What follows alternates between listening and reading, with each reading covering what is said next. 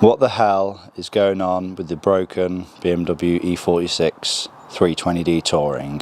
Hello guys, welcome back to another video. So it's been quite some time, probably around 2 months now since I last worked on this thing, and I've had so many people ask me question, what's happening with the E46 Touring?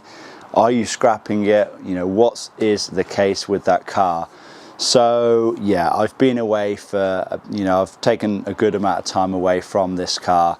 I've obviously had to work on other projects here and there, but I wanted to take a good amount of time away from the car just so I could kind of gather my thoughts and really decide what I want to do with this thing. So of course, when I bought this car, the intention was to fix it and then try and flip it for a profit. Now, realistically, I don't know how much profit is left in the car. I think I'm around about £1,000 into it. I still have a bunch of parts that I have already bought, which is including that £1,000 still left to go back onto the car. So whether or not I do install them onto the car, I don't know yet. I think I just need to get this thing up and running properly before I put too much time and effort into it. So what I'm going to do today is try and fire this thing up. If it fires up, then it lives on. If it fails to fire up, then this thing is going to the scrapyard. Let's do this.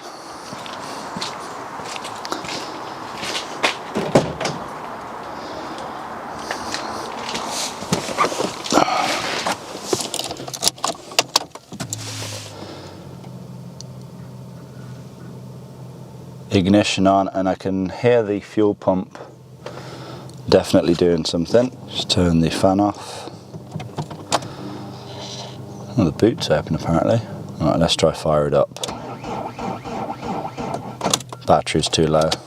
We're gonna have to jump it to give it any chance. Yeah, I think the boot has been left open. I know what it is, it's this glass. I need to disconnect this to stop that from popping open.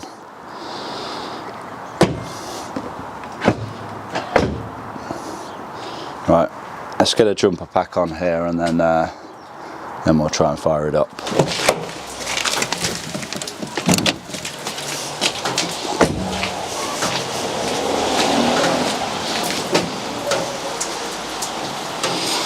Oh yeah, I forgot the engine bay was a bit of a mess. Oh well, let's get the jumper pack connected up. 75%, which should be fine.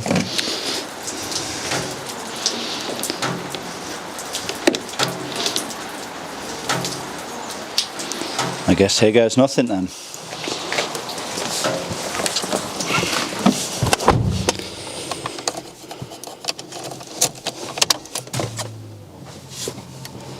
Can definitely hear the fuel pump doing something again.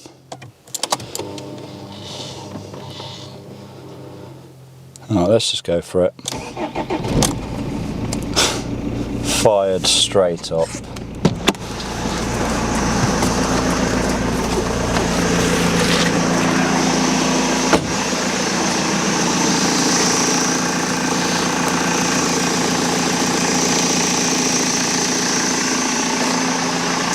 I just don't get it. It literally just fired straight up, no hesitation, no long cranking whatsoever. Let's see actually if the inline pre-supply pump is making a noise like it was previously.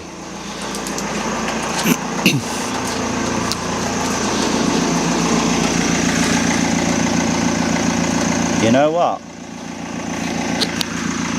I can't really hear anything.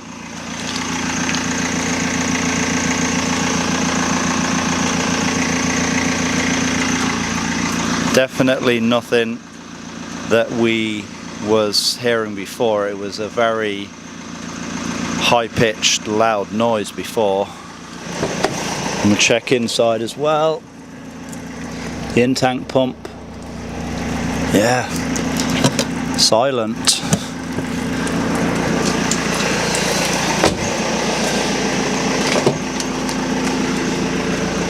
Engines idling, perfect.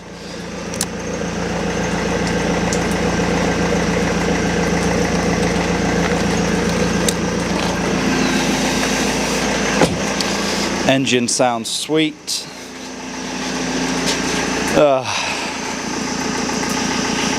You're just not gonna die, are you? I guess it means more work on this slightly broken BMW E46 Touring. Before we close this video up though, let me just switch it off and try and fire it up straight away. See if we have that long cranking again.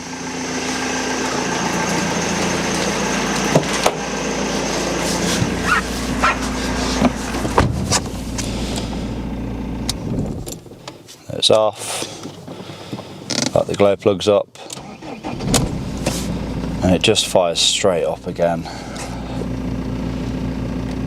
This is so bizarre.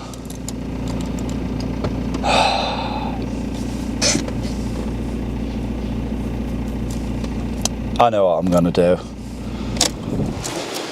So I think actually what I'm gonna do is just go ahead and put the car on the road. So I'm gonna tax it, I'm gonna insure it, and I'm just gonna go ahead and get the diesel tank completely full.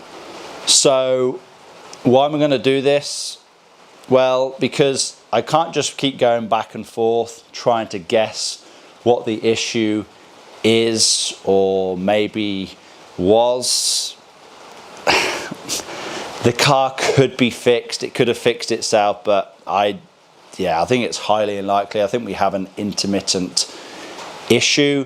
But because the car isn't on the road at the moment, because I haven't really taken it for a long enough drive, I really don't know what happens, you know, once the car is up to a certain speed, you know, once it's up to a certain temperature. We really can't diagnose it any further from now. I've done a bunch of checks, as you guys have seen in the previous videos. We've swapped out both of the low pressure fuel pumps. I think the high pressure fuel pump is fine. You know, I've done the checks for that as well, so I don't think it's related to that. Could we have some sort of blockage in the fuel system, in one of the fuel pipes? I don't know, but I think next, like I said, I'm just going to put the car on the road, get the diesel tank absolutely full, and then drive it and then see what happens.